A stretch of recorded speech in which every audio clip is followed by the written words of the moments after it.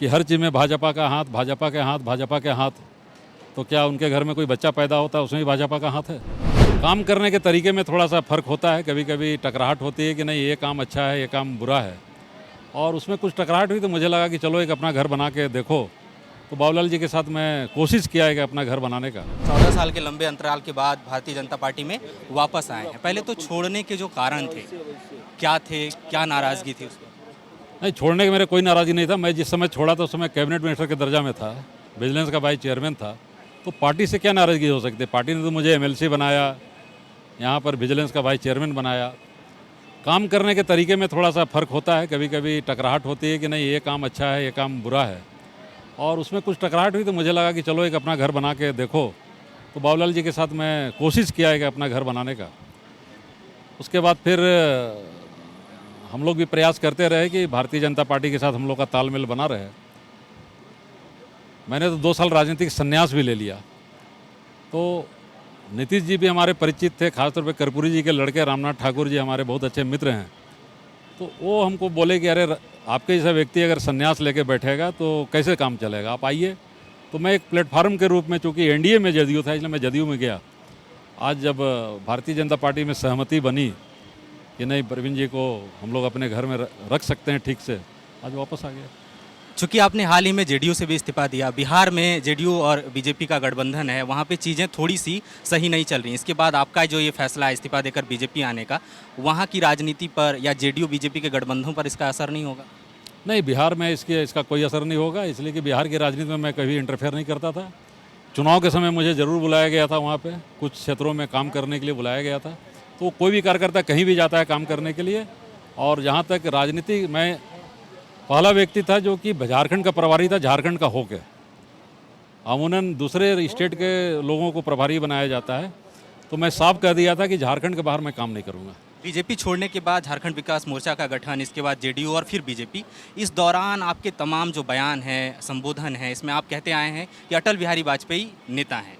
जितने भी राजनीति समझने वाले लोग कहते हैं कि अब वो बीजेपी रही नहीं जो अटल बिहारी वाजपेयी के समय में थी। अभी आपको क्या ऐसा सकारात्मक दिखा जिसकी वजह से आप दोबारा वापस आए? आज भी मैं अटल जी को अपना आदर्श मानता हूँ।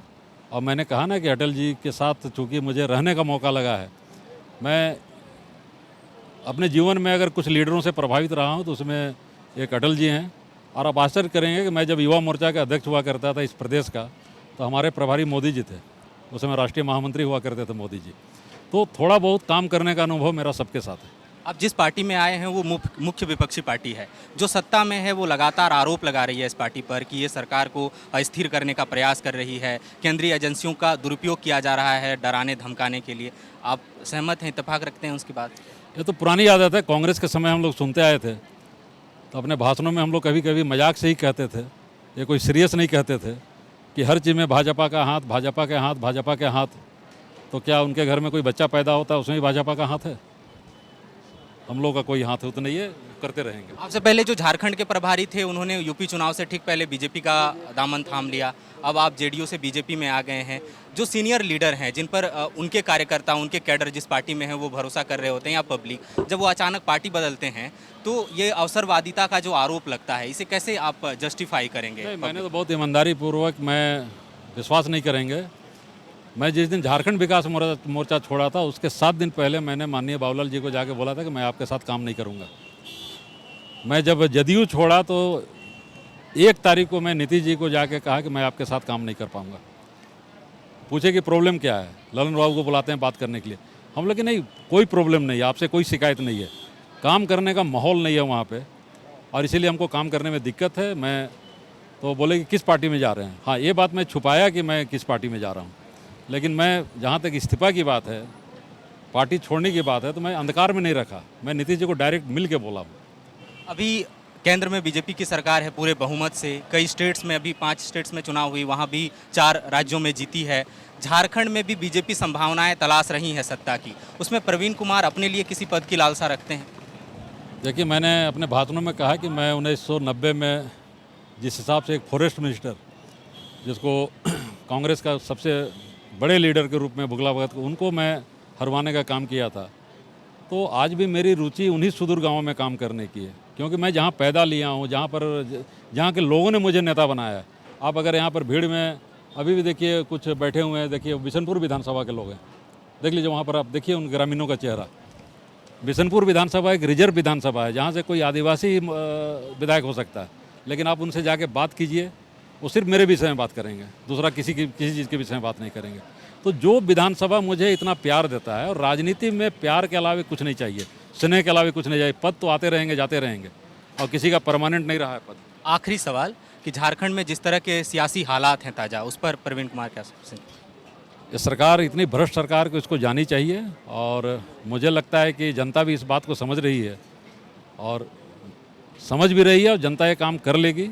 कहते हैं ना कि जिस हाथों में शक्ति भरी है राज तिलक लगाने की, उन्हीं हाथों में शक्ति भरी है गद्दी से उतार देने की।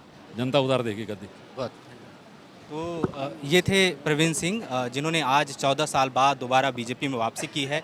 बीजेपी में ये कैडर रहे, इसके बाद इन्होंने जब झाविमो का गठन हुआ तो झाविमो के साथ गए, बाद में जेडीयू का, और अब जब जिन्होंने जेडीयू से इस्तीफा दिया तो उस पार्टी के राष्ट्रीय महासचिव के पद पर भी थे, और झारखंड का प्रभार भी इनके पास था। तो उन्होंने कहा कि ये मैं दल बदल नहीं कहूँगा बल्कि घर वापसी कहूँगा, और देखना होगा कि झारखंड के ताज़ा हालात पर आज का जो सिनारियो है, आज की जो घटना हुई है, उसका क्या प्रभाव पड़ता है। फिलहाल हमें इजाज़त दीजिए। सहयोगी नूतन के साथ मैं Suraj Thakur, the follow up Ranchi.